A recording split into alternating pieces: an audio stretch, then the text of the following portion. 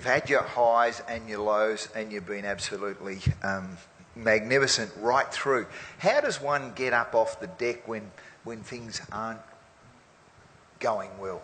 I would like to share one experience with you here. It's a funny story, but completely out of the box, which we hadn't tried, and it did wonders for our team.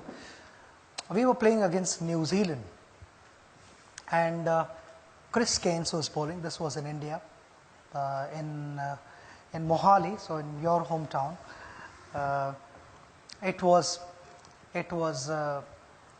The ball was reverse swinging, and Chris Keynes was virtually beating us 2-3 times an over. I was batting with Rahul Dravid, so the main batters were batting. We'd like to believe that we were the main batters. And we were getting beaten, and we were sort of clueless because we couldn't see the shine. Sometimes the surfaces are such that it becomes a little difficult to figure out which side is the shiny side and which is the rough side. I expect all you guys to know what reverse swing is. Reverse swing is wherever the shiny side is, the ball starts to go in that direction. Even if the bowler wants the ball to go in the opposite direction, it will not go because of the imbalance and the surface of the ball. So Chris had started doing that, and I met with Rahul in the middle of the wicket, in the middle of the over. I said, I've got an idea. And he said, do you want to share it now or after the over? I said, I'll share with you after the over, but it can work. So Rahul said, okay, tell me now, what is your idea?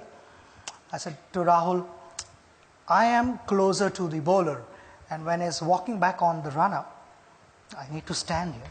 When he's walking back onto his run-up, I would be watching him closely, and I'd be watching the ball. Which side is the shiny side and which side is the rough side? So Rahul said, then what happens after that?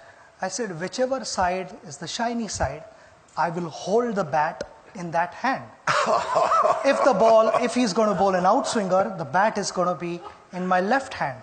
If he's bowling in swinger, the bat is in my right hand at the non-striker's end. So that's the only time in my career when the batsman is ready to face the ball. He's not watching the bowler, he's watching the bat in my hand. So he's very good. So Rahul is watching me, and suddenly you see a couple of cover drives being hit for boundaries, and on drives passing piercing mid-wicket and mid-on, and Chris is like wondering, these guys were getting beaten a couple of times every over, and suddenly I'm giving away a couple of boundaries. There's definitely something wrong. So all the fielders were watching me because I was, watching Chris and not Rahul. And normally no batsman stands facing the bowler. He would be like facing the other batter. And then I would quickly change the bat, and by then they had sort of figured out that there is something fishy. And Chris lost his momentum, he lost his rhythm, and he held the ball cross seam, and he bowled the ball, and instead of looking at Rahul or checking what has happened there, he looks at me and I said, what have you got for this? Chris didn't realize that I had also warned Rahul that if I don't know what is coming, I'm going to hold the bat in the middle.